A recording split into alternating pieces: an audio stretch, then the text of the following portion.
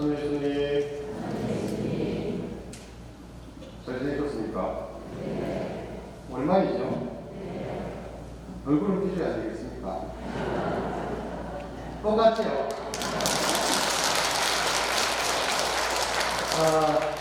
2년 만이죠? 빠졌죠? 왜냐하면 떠날 때 최고치를 찍고 가기 때문에. 보기 좋습니까? 아니 근데 2년 동안 여기서 이사를 했었는데 2년 만이니까 떨리네요, 그죠? 근데 이제 낯익은 얼굴 보니까 좀 마음이 좀 두근합니다. 근데 뭐 많이 바뀌었네요. 투자를 많이 하셨네. 아니 좋은 의미입니다. 여러분 이거 오해하시면 안 됩니다. 아, 좋습니다. 제 이것도 크시고 마이크도 바뀌고 맞죠? 그래도 좋다. 지금 저는 모르시는 분도 계시니까 저는 지금 이제 그 전에 보좌로 있었던 정범식 요셉 신부입니다. 반갑습니다. 지금은 그 상인동 쪽에 성요셉 성당에 가서 있고, 그때 거기서 이제 2년 끝났으니 경수님 이제 인사 뜨겠죠. 뭐 어떤 데도 또 팔려가고 주님께서 원하시는 그곳에 가서 쓰이러 가겠죠. 가서 또 열심히 살도록 하겠습니다. 2년 전에 코로나 때문에 인사를 못 드리고 왔죠. 소송하셨습니까? 성모시라고 소송하셨으면 와가 인사를 오셔야 되는데, 그죠? 저는 오늘 보고 싶어가지고 이거 너무 힘들어가지고 당내 친구들 방에 쌍숨 잤습니다. 자지 않고서 이길 수 없을 것 같아서 2-3주 전인가 당내 친구 우리 보좌 친구님께서 연락이 오셨습니다. 전화 와가지고 형 특강해야 된다. 그래서 무슨 특강을 하니까 13일 뭐 수요일 가르쳐주면서 이날이가 언제가 편한데 하길래 제가 물었습니다. 네, 안 한다 하는 건 안 되나? 그러니까 무조건 해야 된다. 그래서 인사드릴 겸해가지고 했는데 처음에 이야기하는 게 가벼운 마음으로 2년 동안 어떻게 살았는지 이야기하는데 그래서 정말 가볍게 왔습니다.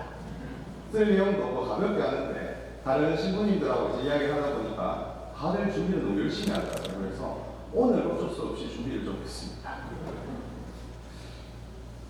보시면 아시겠지만 다른 신부님들 보면 뒤에 차장, 실장 이렇게 적혀있죠. 저는 모자가 없어 보여가지고 그래가 제일 이뻤더라고요. 아무튼 뭐 여러분 반갑군요. 그리고 앞으로도 잘 지내시면 좋겠습니다. 그래도 왔는데 뭔가 이야기를 해야 되니까 지금 여러분 우리는 지금 무슨 시기를 보내고 있죠? 대림시기. 여러분 대림시기 여러분 뭐가 모르십니까? 대림시기는 어떤 시기다? 예수님이 오시는 뭐 하는 시기죠? 기다리는 시기. 여러분은 뭔가를 좀 간절하게 기다려본 적 있습니까? 있어야지. 오늘 저 얼굴 보기를 간절히 기다렸습니다. 저의 또 강의를 기다렸습니다. 그죠? 애들은 물어보면 요새 좀 있으면 애들 지금 뭐하지 여러분? 방학이 해서 뭐 12월에 방학하는 데도 있고 1월에 방학하는 데도 있습니다. 애들은 방학을 되게 기다려. 우리 자매님은 뭘 기다리시죠? 네? 아니죠. 자매님들은 보통 택배를 기다리시죠. 그죠? 택배 오면 막 우리 형제님들은 뭘 기다리시죠? 제가 예전에 홍대 연애들하고 한 번씩 술자리를 합니다. 그러면 한 3년까지는 내 마누라 보고 싶어서 빨리 가고 싶고 하는데 애 놓고 좀 지나니까 제일 형제님이 기다리는 게 뭐냐 하면 마누라가 어디 가는 거 기다리죠? 시댁 가는 거 그래. 그래서 신부님처럼 오늘 저 자유인입니다. 제일 좋아하는 건 자기 애들 데리고 가는 걸 더 좋아. 자기 혼자 있는 걸 되게 좋아해서 가끔씩 이야기하면 저를 제일 부러워하고 그러면 좀 부럽지요. 저는 방에 가도 강아지 끌는 사람 없고요. 언제든지 갈 수 있죠. 근데 이런 기다림인데 우리도 대림 시기 동안 예수님을 기다려야 하는데 우리가 어떻게 기다리면 좋을까? 여러분도 아시겠지만 대림 시기 그러면 매번 나오는 말이 있습니다. 그게 회개라는 말입니다. 여러분 많이 들어보셨죠? 회개가 뭐죠, 여러분? 우리 가톨릭 전례용으로 이제 새해가 시작되었습니다. 그래서 저는 새해가 되는 신자들에게 우리 새롭게 출발할 결심, 각오를 좀 합시다 해서 이 회개에 대해서 항상 설명해 줍니다. 회개가 뭡니까? 종이 있고요, 여러분. 자유인이 있습니다. 종은 어떤 사람이죠? 노예랑 똑같습니다. 그렇죠? 그래서 뭔가 노예 계약서에 대해서 우리가 의무를 해야 되는 사람은 우리가 종이라고 합니다. 자유인은 계약이 아니라 내가 자유롭게 사는 사람을 자유인이라고 합니다. 다시 말해서 종이었던 사람이 자유인이 되는 것. 저는 그거를 회개라고 합니다. 좀 더 쉽게 말하면 종교인이 썼다가 신앙인이 되는 게 회개입니다. 여러분 신자라는 말이죠. 우리는 천주교 신자입니다. 신자라는 말은 쉽게 말하면 종교를 믿는 사람. 저는 신자라는 말을 별로 안 좋아합니다. 무슨 말을 좋아하겠습니까? 신앙인이란 말을 좋아합니다. 신앙인 어떤 사람이냐면 신앙생활을 하는 사람을 신앙인이라. 신자는 종교를 가진 사람을 신자라 합니다. 내가 종교인인가 신앙인인가? 여러분께서 종교인이었다면 이번에 회개를 통해서 신앙인이 되는 것, 그게 바로 대림식이 동안 우리가 기다려야 할 자세죠. 그래서 여러분께서는 오늘 제가 신앙인이 되는 방법에 대해서 한번 알려드릴 거고, 그리고 여러분이 지금 종교인인가 신앙인인가 한번 구분 지어보라는 말씀입니다. 여러분은 신앙인인지 종교인인지 한번 생각해 보죠. 신앙인이 되기 위해서 첫 번째 조건이 있습니다. 오늘은 네 가지를 말씀드릴 텐데, 왜 네 가지냐고 미리 말씀드리냐면 여러분께서 대충 강론 시간 잡으라는 말입니다. 첫 번째, 신앙인은 신앙의 눈으로 볼 수 있는 사람을 신앙인이라 합니다. 다시요. 신앙인은 신앙의 눈을 가진 사람을 신앙인이라 합니다. 여러분 얼마 전에 우리나라 월드컵에서 16강으로 나갔죠. 보셨습니까? 포르투갈 경기할 때 제가 축구만 보면 집니다. 가나좀 보셨죠? 그때 동기신부가 연락을 형 절대 보면 안 되네. 안 봤습니다. 근데 제가 이제 그때 정민이가 술 한잔 하다가 제 등 뒤에서 TV를 하는데 보지 않았어요. 갑자기 2위가 내가 너무 행복했어요. 잠시 고개를 돌렸어요. 왜 되죠? 바로 졌습니다. 그래서 동기신부가 연락을 형 축구 봤죠? 꼭 해가지고 포르투갈전 절대 보지 말라 했어요. 그래서 안 본다 약속을 하고 그때 12시간 경기했잖아요. 그죠? 근데 궁금해가지고 TV를 틀어보려고 했습니다. 근데 갑자기 동기가 전화 옵니다. 여보세요? 그러니까 왜? 형 TV 보나 축구 보나? 아니 지금 틀려고 하는데 그래서 저한 걸 줬답니다. 그래가지고 제가 어떻게 했냐면 내가 축구를 안 볼 테니까 한번 결과를 이야기해서 2시에 됐는데 우리 지금 1위를 이겼다면서요. 그죠? 그래서 그때 TV 틀었습니다. 여러분 축구 끝나고 나서 우리나라 선수 혹시 어떻게 했는지 아셨습니까? 바로 뒷고개 화면했습니까? 아니면 잠시 기다렸습니까? 잠시 기다렸어요. 왜 기다렸죠?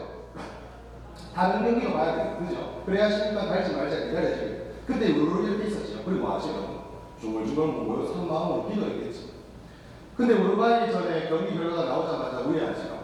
기뻐 뛰놉니다. 그죠? 그리고 단방에 기적 바꿉니다. 여러분은 그거 보시면서 무슨 생각하셨습니까?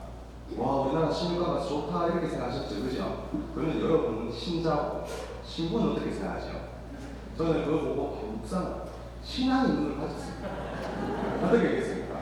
아 기적이라는 것은 우리 한번 생각해봐야 돼요. 기적이라는 것은 무조건 기도만 하는 게 아니구나라는 걸 저는 그때 깨달았어요. 우리나라가 만약에 포르투갈한테 비기거나 졌으면 되죠. 16강 갈 수 있습니까? 아예 안 합니다. 다시 말해서 이겼죠. 그죠? 쉽게 말하면 우리가 기적을 하고 기적을 바랄 때는 내가 할 건 하고 바라는 겁니다. 맞습니까 여러분? 포르투갈한테 이기고 난 다음에 나머지는 어떻게 했죠? 뭉쳐서 기도해서 맡겼습니다. 다른 경기. 그죠?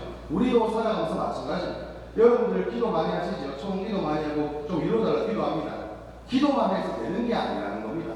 내가 할 건 하고 나머지 하는 이게 맡기는 게 없죠, 여러분. 그게 기적이 이루어지는 길이랍니다. 근데 우리 신앙은 어떻게 하죠? 무조건 다 정돼. 내 할 건 하나도 안 합니다. 그러면서 기적을 바라는 건 잘못됐다. 여러분 이게 뭐죠? 신앙의 눈으로 바라보는 겁니다. 한 달 전인가 교통사고를 났습니다. 제가 멀쩡하죠?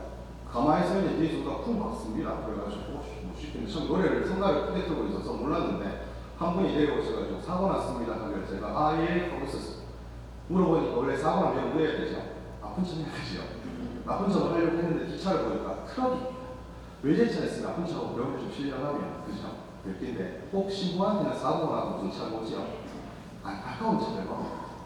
근데 보니까 할아버지께서 이렇게 내리셔가지고 괜찮냐 하는데 할아버지 손을 보는데 기름기가 묻어있습니다. 제가 거기서 무슨 말 하겠습니까 여러분?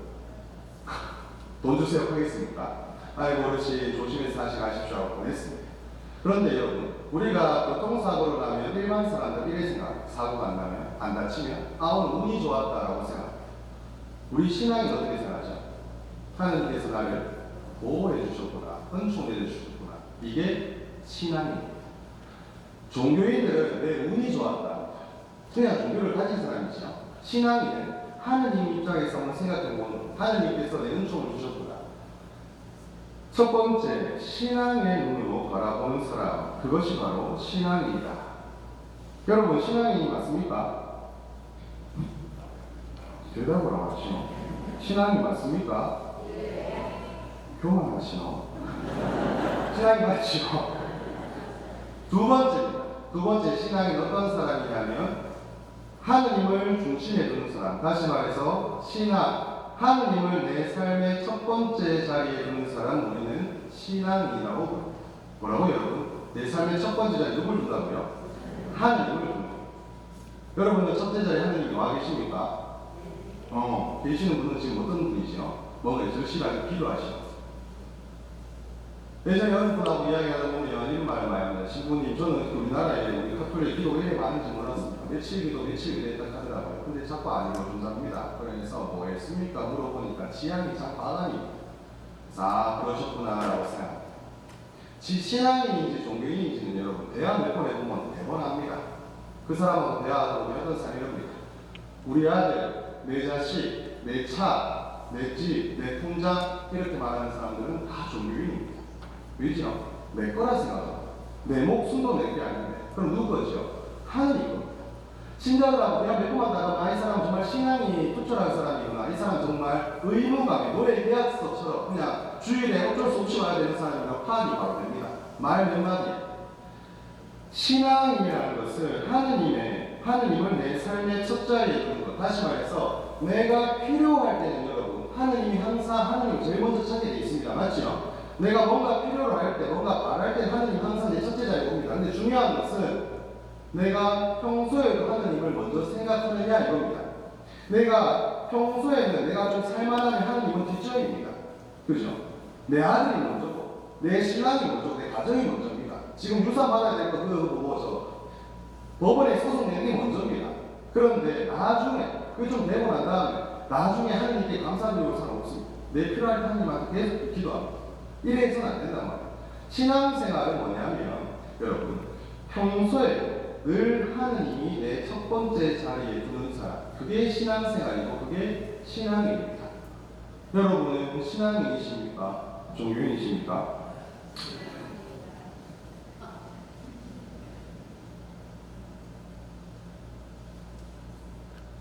자판기라 하죠. 우리가 밑에도 있지만 자판기를 보면 여러 가지 메뉴가 이렇게 쭉 있습니다. 그래서 내가 필요한 걸 하려고 하면 돈을 집어넣습니다. 그죠? 그리고 불이 반짝이면 내가 원하는 걸 누릅니다. 그럼 내가 원했던 그 음료수가 꼭 나옵니다. 맞죠? 근데 여러분 그걸 보고 사람들이 자꾸 하느님을 그렇게 생각합니다. 내가 필요한 지향을 넣습니다. 그리고 내가 기도를 바칩니다. 근데 하느님은 내가 원하는 걸 그대로 해줘야 된다 생각합니다. 그렇게 안 하면 하느님은 왜 내 기도 안 들어주냐고 원망합니다. 그리고 성당 못 나오겠다. 하느님 계신 줄 모르겠답니다. 언제부터 하느님이 자판기 되는지 모르겠습니다. 어떤 분들은 하느님을 해결사라고 합니다. 문제만 일어나면 하느님 가서 해달라 안 해주면 또 실망하고. 언제부터 하느님이 여러분에게 해결사고 자판기가 되었는지 모르겠습니다. 하느님이 여러분 기도 들어주려고 하느님으로 계신 건가? 우리가 한번 생각해 봐야겠죠. 하느님을 내 삶의 첫 자리에 두지 못하는 분들은 또 이런 분들도 있습니다. 신부가 되면 면담을 하다 보면 이런 말을 많이 듣습니다. 신부님, 제가 무슨 봉사를 하는데, 무슨 레지오를 하는데 저 사람 때문에 성당에 못 나오겠습니다. 찌르는 분 많지요. 단장이 마음에 안 듭니다. 단원이 마음에 안 듭니다. 자기 못 들어갑니다. 힘들어 죽겠습니다. 성당에 못 나오겠습니다. 이런 분들 하도 많이 봅니다. 이렇게 말하시는 분들은 누구지요? 종교인입니다. 신앙인 여러분 어떻게 생각할까요? 내 신앙이, 내 사랑이, 내 용서가 부족해서 그 사람의 모난 부분이 보이는구나라고 생각하는 사람이 신앙입니다. 내가 아직 숙달에 내가 아직 그 마음이 넓지 못해서 저 사람 안아줄 그런 정도가 아직 안 돼서 내가 저 사람이 자꾸 단점만 눈에 들어오는구나 이렇게 생각하는 사람이 신앙입니다. 그래서 내 탓이요 하고 내가 좀 더 사랑하고 용서할 수 있는 마음을 청하는 기도라는 분이 신앙입니다. 다시요. 여러분은 종교인이십니까? 신앙인이십니까? 대답이 슬슬 작아지고 있지요. 괜찮습니다. 뭐 종교인은 어떻습니까? 왜 자꾸 신앙인 되면 되지요? 그리고 또 종교인들은 했죠. 여러분, 종교인들은요, 한 곳에 한몸을 못 갑니다. 그래서 하느님 앞에 오지만 양다리를 걸치지요. 수능 기간이 되면 어디 가지요? 성모당도 갔다가 어디도 가지요? 저 가쓰고 있으면 분한테 또 갑니다. 그죠? 종종 신자들은 계속 봅니다. 전보로도 갑니다. 그죠? 전보는 사람 뭐죠, 여러분? 종교인입니다. 근데 제가 전보는 사람 그런 분들 만나면 항상 물어봅니다. 진짜 점을 잘 보던가요? 그러면 여러분 이 말이 뭐죠? 아니요 해야 되잖아요. 근데 어떤 분들이 이렇게 하면 저한테 시부님 너무 욕하던데요. 나도 한번 가보고 싶어서 포기했습니다. 나도 한번 가봐야 나겠는데 여러분 점 보는 그 사람 무당 우리가 신내림 받은 사람이 하죠. 맞죠? 신내림 받았다. 신내림 받은 사람이 무당 말고 또 있습니다. 누구죠? 크게는 저도 성령 신내림 받았잖아요. 맞습니까 여러분? 근데 그거 하면 얼마 하죠? 너무 심해. 가격이 전부랑 얼마 하죠? 근데 또 신고하시죠? 그것보다 제가 50% 싸게 될 때가 저한테 오시는데 저는 성령 내림 받은 사람 예전에 쭉 보면 다 압니다. 거짓말 같지요? 신부 내고 갑니다. 신부 안 해봤습니다. 신부생이 다 보입니다. 수련이 보이시죠? 그죠? 다 성령의 은총을 받은 사람은 다 보입니다. 신내림 나도 신내림 받는데 나한테 안 오는지 모르겠어요. 저는 정말 싸게 될 자신이 있습니다. 그리고 저를 위해 쓰지 않고 가난한 이를 위해 쓰겠습니다. 그러니까 제발 점으로 좀 가지 마십시오. 아시겠습니까? 신자들이 점으로 아니어서 좀 느끼 얼마나 답답하면 점보러 가게 되는 겁니다. 기도에도 하나님께서 무슨 말을 안 해주십니다. 응답이 없는데 저 점보러 가면 바로 이야기해 주지 않으죠? 그러면 저도 저한테 오시면 제가 바로 응답 드릴 테니까 저한테 오시라고요. 무슨 말인지 아시겠어요? 말만 아니고 대단히 괜찮으면 좀 더 넣어주시고 그럼 제가 더 좋은 걸 쓰겠습니다. 아시겠죠? 그럼 여러분 신앙에는요 두 번째였습니다. 평소에도 필요할 때만이 아니라 평소에도 늘 항상 하느님을 내 첫 자리에 두는 분을 우리는 신앙이랍니다.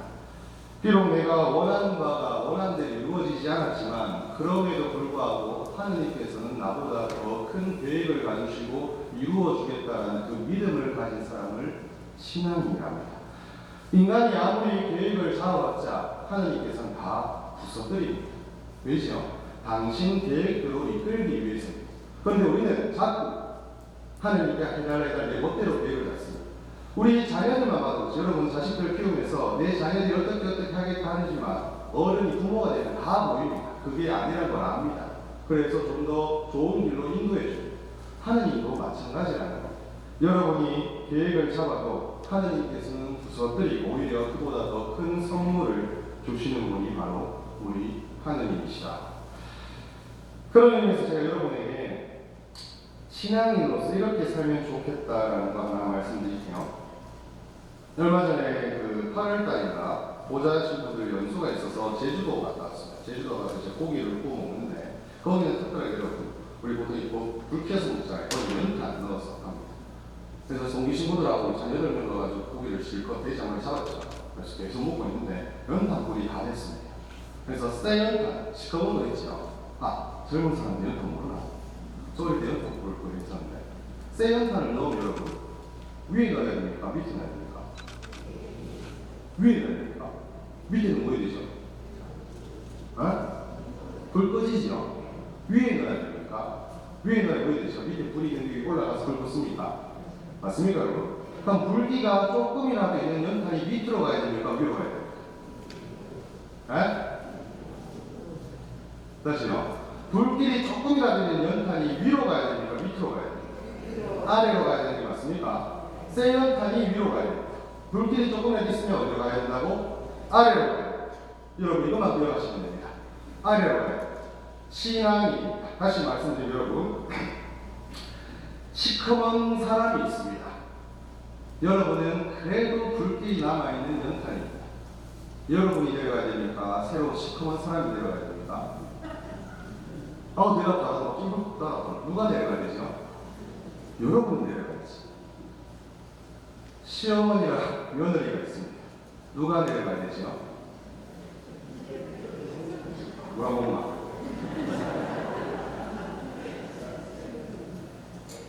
질문을 바꾸겠습니다. 성당에서 신부가 내려가야 됩니까? 신자가 내려가야 됩니까? 대답 잘하는 것입니다. 시어머니가 내려가야 됩니까? 며느리가 내려가야 됩니까? 좀 더 쉽게 말씀드리죠. 보좌 신부가 주임 신부 아니시죠? 보좌 신부가 내려가야 됩니까? 주임 신부가 내려가야 됩니까? 아멘. 시어머니가 내려야 됩니까? 며느리가 내려가야 됩니까? 목소리 다 젊은 사람. 누구도 내려가시면 뭐 다 되겠죠, 그죠? 보좌 신부가 내려가야 되나, 주임 신부가 내려가야 되나, 주임 신부가 내려가야 되는 게 맞습니까, 여러분? 네. 저는 대답하지 않았습니다. 저희는 책임이 없습니다. 확실한 건 신자보다 신부가 내려가야 되는 건 맞습니다. 그죠? 네, 제가 예전에 고려 성사를 줬는데 한 어르신께서 와서 며느리 욕을 막 합니다. 그래서 어르신 많이 힘드셨구나 하고 이제 보냈습니다. 그 다음에 젊은 여자가 들어옵니다. 시어머니 욕을 크게 합니다. 그래서 아이고 그렇구나 하고 있습니다. 근데 저는 여러분 오해하지 말고 들으시고, 저는 시어머니가 좀 내려갔으면 좋겠습니다. 왜죠? 시어머니는 며느리 쪽도 있었죠. 시어머니 쪽도 있습니다. 근데 며느리는 시어머니는 본 적이 없습니다. 시어머니 마음 이해할 수 있습니까? 없습니까? 여러분도 딸 놓고 나서 말 안 들으면 나중에 못하죠. 니 결혼해서 니 같은 거 닮은가 나를 하죠. 근데 그 며느리는 그렇게 돼본 적이 없다, 시어머니가. 그러면 그나마 좀 불길이 남아있는 누가 내려가야 되죠? 시어머니가 좀 내려가 주셔야 됩니다. 맞습니까? 뭐 그렇다고요. 남편이 내려가야 됩니까? 아내가 내려가야 됩니까? 표정 관리. 남편이 내려가야 됩니까? 아내가 내려가야 됩니까? 네. 젊었을 때는 좀 이렇게 보면 남자분들이 좀 이렇게 호르몬 영향도 따르는데 좀 이제 세잖아요, 그죠? 나이가 조금 들다 보면 남자 형제님들이 좀 이렇게 열을 내고 그러죠. 제 아버지도 빨리 우리 아버지 가시거나. 그리고 이제 자매님이 좀 이렇게 기가 세집니다. 그래서 자매님이 많이 갖고 나가고 하는데 서로 잘 내려가십시오. 편 들어주고 시몬이 편 들어주고 하는데, 여러분 그래도 우리가 불길이 좀 남아있는 연탄 불이 내려와야 됩니다. 신앙도 마찬가지입니다. 내가 좀 더 신앙에 빛이 있다면, 불길이 남아있다면 내가 내려가야 돼요. 내가 자꾸 그 사람 발 올려 쓰려 하는 거 되죠. 연탄 불이 꺼지죠. 둘 다 신앙이 꺼지는 겁니다. 내가 불길이 좀 남아있다 생각하면 여러분이 내려가 주십시오. 그러면 보이되죠? 그 시커먼 연탄에 불이 붙습니다. 신앙이 불이 붙습니다. 근데 이런 것도 있습니다, 여러분. 신부님, 저는 우리 아들이 맞벌이 해가지고 손주도 제가 다 봅니다. 집안일도 제가 다 합니다. 성당 가서 기도도 그만이 많이 하는데 안 갑니다. 네, 내려갔으면 근데 안 갑니다. 그럼 여러분 이거 뭐가 문제겠습니까?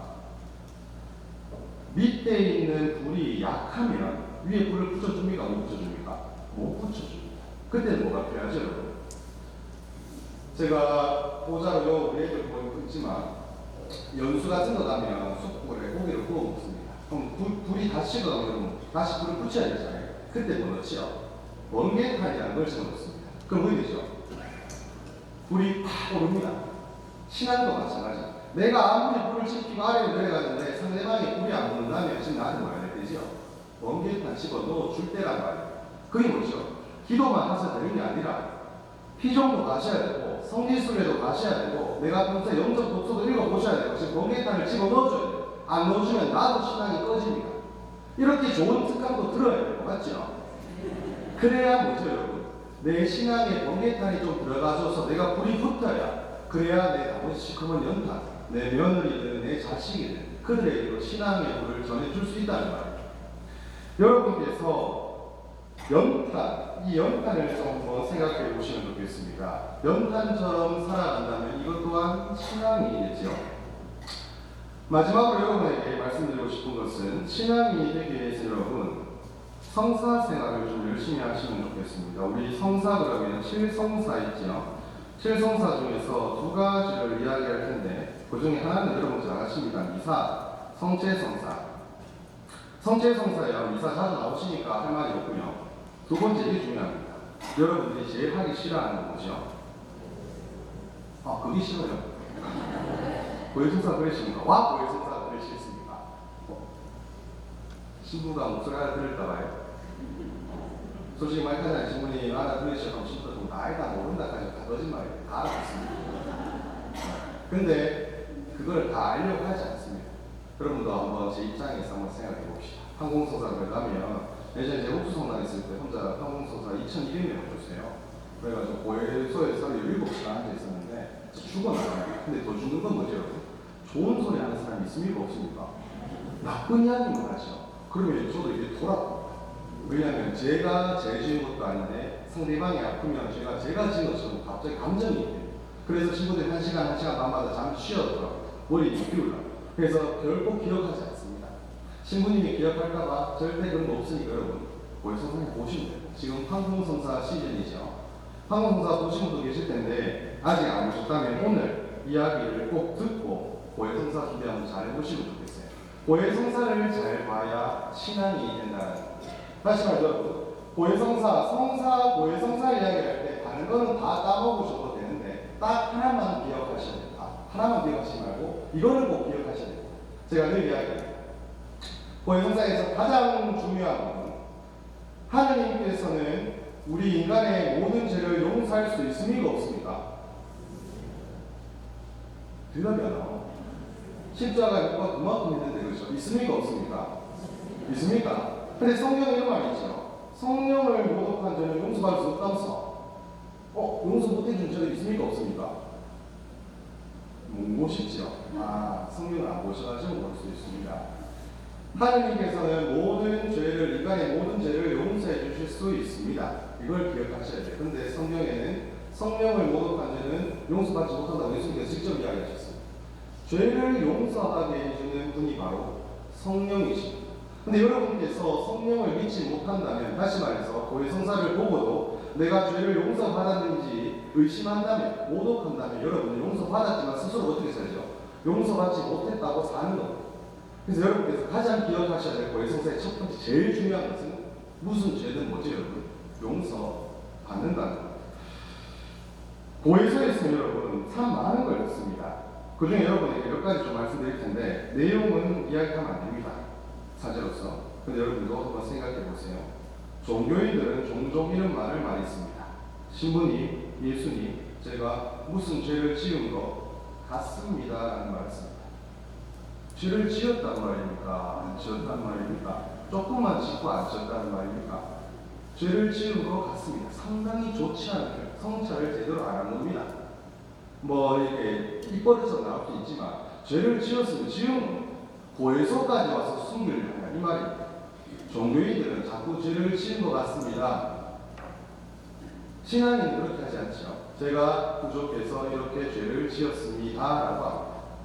맞습니까 여러분? 한번 생각하세요. 자기가 갔으니까 앞으로 고치시고. 그리고 여러분, 종교인은 똑같은 죄를 또 짓습니다. 뒷담화하고 고해성사 보고 또 뒷담화하고. 맞죠? 근데 신앙인은 그렇게 하지 않습니다. 왜 그렇지요? 종교인은 여러분 뭐 하는 사람이냐면 우리가 여러분 고해성사 보는 단계가 5단계가 있습니다. 이미자들 들어보셨겠지만 첫 번째가 성찰이라는 단계입니다. 다시 말해서 내 잘못을 한번 성찰해 보는 겁니다. 두 번째가 뭐죠? 통회라는 단계가 있습니다. 한번 통회를 해보고 세 번째가 다시는 죄를 지지 말자 결심하는 단계를 세 번째. 네 번째가 고백이라는 단계. 다시 말해서 내가 죄를 잘못한 걸 성전에 와서 고해소에 와서 고백하며. 그리고 다섯 번째가 뭐죠? 보속이라는 단계입니다. 그럼 여러분 고해소에 들어와서 몇 번째 단계부터 하죠? 네 번째부터. 그럼 여러분 최소한 고해소에 줄 설 때 1, 2, 3번 성찰하시고 통회하고 결심하고 고해소에 줄 서야 됩니다. 맞습니까? 그런데 여러분 고해소에 있으면 종종 봅니다. 들어오자마자 숨을 헐떡거리는 분들 아주 많이 봅니다. 그래서 그냥 뭐죠? 고해소 불 켜져 있을 때 막 뛰어오는 겁니다. 누구지요? 종교인. 성찰과 결심도 있지만 저는 통회와 보속을 되게 중요시 여깁니다.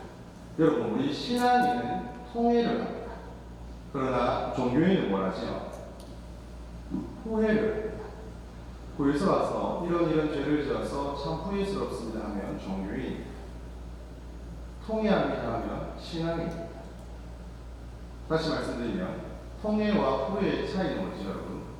통회는 우리가 말했던 하느님의 중심에서, 하느님이 내 삶의 중심에서 바라보는 걸 통회라 합니다. 내 중심에서 바라보는 걸 후회라고 합니다. 내가 죄를 지어 참으로 사랑받으셔야 할 주님 앞을 아프게 하겠다. 이게 통회입니다. 내가 죄를 지어서 제가 좀 힘듭니다. 찝찝합니다. 후회하시는 것. 이런 사람은 같은 잘못 또 하러 나가십니다. 왜 그렇지요? 내가 한 번 더 찜찜하고 아프면 되거든요. 근데 내가 죄를 지어가지고 예수님의 성심을 아프게 했다, 성모님의 마음을 아프게 했다 생각하는 사람은 같은 죄 못 짓습니다. 그 순간 딱 오면 내가 아픈 게 아니라 하느님이 겁니다. 그건 너치 감히 똑같은 죄를 또 짓겠네 이 말이에요. 그래서 말할 때도 여러분 그렇죠. 신부님, 예수님, 제가 뭐뭐뭐 해가지고 후회스럽습니다. 이런 표현은 좋지 않습니다. 왜냐하면 내 또 한 번 후회하면 되거든요. 똑같은 일 또 지으면 되거든요. 나가서 또 다른 사람 혼담하면 되거든요. 내 좀 찜찜하면 되거든요. 그런데 신앙인은 그렇지 않습니다. 신앙인은 내가 이런 말 한마디 할 때마다 예수님의 마음을 아프게 하고 있구나라고 생각한다면 절대 그렇게 할 수가 없겠지요. 또한 여러분, 교회소에 있으면 종교인들은 자기 죄를 이야기하지 않습니다. 뭐하죠? 남의 죄를 되게 많이 이야기합니다. 쉽게 말해서 고백하러 와야 되는데 고발하고 오시죠. 다른 사람이신 분이 어쩌고 저쩌고 막 이야기합니다. 저도 듣다 답답해가 죄송한데 그래서 무엇을 잘못하셨습니까? 자기는 잘못한 게 없답니다. 그럼 저는 가죠. 왜 오셨습니까? 라고 묻습니다. 저 사람 잘못해서 왔습니다. 여러분, 죄를 고백하셔야지 남의 죄를 고발하러 오시면 안 됩니다. 저한테 상담하러 오시는 분도 있습니다. 오셔가 쭉 이야기하다가 제가 어떻게 하면 좋겠습니까? 라고 묻습니다. 그럼 제가 어떻게 가겠습니까? 사랑하고 용서하고 하겠지. 그죠? 여러분, 이게 왜 안 되지 여러분? 성찰 통해 결심을 안 하고 그냥 벌써 들이닥친가 그렇습니다. 그러니 여러분, 고해 성사 볼 때마다 뭐가 되지 여러분? 보기 힘든 겁니다. 짐이 되는 겁니다. 황홍성사 치는 하도 황홍보라다 이런 고해 성사의 죄 은총에 여러분 맛을 본 사람은 고해 성사가 얼마나 큰 은총인지 압니다. 근데 여러분들 수많은 우리 형님도 있지 와서 딱 한마디 하잖아요. 고해 성사지 1년 됐습니다. 주님께서 받았으면 끝입니다. 그게 중요한 게 아닙니다. 내가 얼마나 성찰을 많이 했느냐 안 했느냐가. 그래서 제가 늘 이런 말을 많이 하죠 여러분. 우리 성당에서 제가 한번 말씀드렸습니다. 사랑하는 게 먼저입니까? 용서하는 게 먼저입니까? 라고 제가 많이 물었습니다. 여러분, 사랑이 먼저입니까? 용서가 먼저입니까? 이제 한 3, 4년 지났으니까 깜놀만 하죠, 그죠? 사랑이 먼저입니까? 용서가 먼저입니까? 뭐 말하면 좀 뭉치는 거일 것 같아서 그렇지요. 다시요. 틀려도 됩니다. 어차피 배우면 되니까. 사랑하는 게 먼저입니까? 용서하는 게 먼저입니까? 용서가 먼저입니까? 사랑이 먼저입니까? 그래서 여러분, 제가 늘 하죠. 우리 하나 정도는 외우고 다니자. 루카복음 7장 47절은 외우고 다녀야 됩니다. 거기에 나옵니다. 예수님께서 한 여인을 용서해 주시면서 이런 말을 하죠. 저 여인은 수많은 죄를 용서받았다. 그래서 큰 사랑을 드러낸 것이다. 사랑이 먼저입니까? 용서가 먼저입니까? 다시요. 저 여인은 수많은 죄를 용서받았다. 그래서 큰 사랑을 드러낸 것이다. 사랑이 먼저입니까? 용서가 먼저입니까? 어? 귀에 살찐다. 참 사랑이라요. 도저히 뭐가 맞추죠 여러분? 용서가 먼저지. 용서 받아가지고 더 큰 사랑을 드러냈다. 아닙니까? 예수님께서도. 그러면 내가 고해소에서 내가 많은 죄를 용서받은 사람은 밖에 나가고 위한다고 여러분. 더 많이 사랑한다는 말입니다. 주임이사 빠졌다 이거 갖고 용서받은 사람은 나가면 주임이사 빠진 사람들밖에 용서 못합니다. 내가 정말 많은 죄를 용서받았다라고 느끼는 사람은 다른 사람이 뭐라 해도 다 용서할 수 있어요. 왜죠? 내가 용서받았으니까. 내가 주인이라는 걸 아니까. 그러니까 다른 사람을 더 많이 사랑할 수 있는 겁니다. 고해 성사를 제대로 봐야 신앙입니다. 사랑하십시오. 서로 사랑하여 하는데 사랑할 줄 몰라요. 왜죠? 고해 성사를 제대로 안 보니까. 용서가 먼저입니다. 내가 하나님한테 얼마나 많은 용서를 받았느냐를 먼저 체험하셔야 더 큰 사랑을 드러냅니다. 제 말이 아니고 예수님 말입니다. 747 독식이라고 하잖아요. 루카복음. 그렇게 나옵니다. 내가 어떤 사람의 모난 부분이 미워지고 저 단장의 말투 하나 행동 하나가 자꾸 눈에 거슬리고 그건 뭐죠? 내가 고해성사를 제대로 안 봐서 내가 그런 것까지 다 용서받았으면서 나는 용서 왜 못해주지? 어떤 분들도 이런 분 있어요. 저는 그 사람 신분이 용서 못하겠습니다 해놓고 저한테 하는 건 예수님 아니라고 하죠. 이밖에 알아내지 못한 죄에 대해서도 용서해 주시기 합니다. 나는 용서 못하겠다 해놓고 예수님한테 용서해 주시기 합니다. 그러면 이기적인 사람입니다. 내가 용서받았다는 것을 깨닫고 내가 죄인이라는 걸 알면 다른 사람이 그 부족한 부분도 내가 사랑하고 용서해 줄 수 있어요. 사랑하기가 쉽지 않죠 여러분. 용서하기가 쉽지 않지요. 그러면 보셔야 한다. 아시겠습니까? 저한테 와서 화풀이 하지 마시고 상담하지 마시고 그리고 맞는 길 하지요.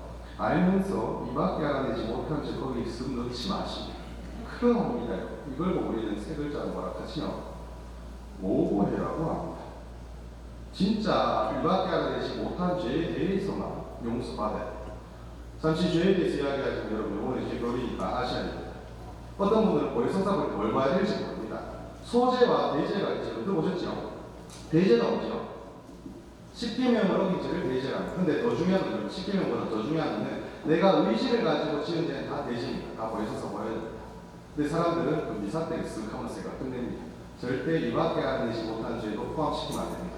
마귀는 여러분 새끼라고 되지요. 마귀 새끼가 제일 많은 곳이 어디지요?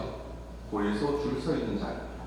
왜 그렇지요? 저 사람 모고의 시키면 무효되지요. 이사 때 성체 받아놓으시면 모령 성체 1타 2피 들어갑니다. 그게 마귀 새끼들이 제일 많은 데는 어디죠? 고에서 줄 서 있는 그것은 뭐라고 하지요? 그거 이야기 안 해도 된다고. 하느님 다 아시는 분이라며 익 하면서 말 안 하게 합니다. 그러니까 그 유혹에 넘어가면 여러분 죄 2배로 줍니다. 그래 된 거죠. 종교인으로 끌어지는 겁니다.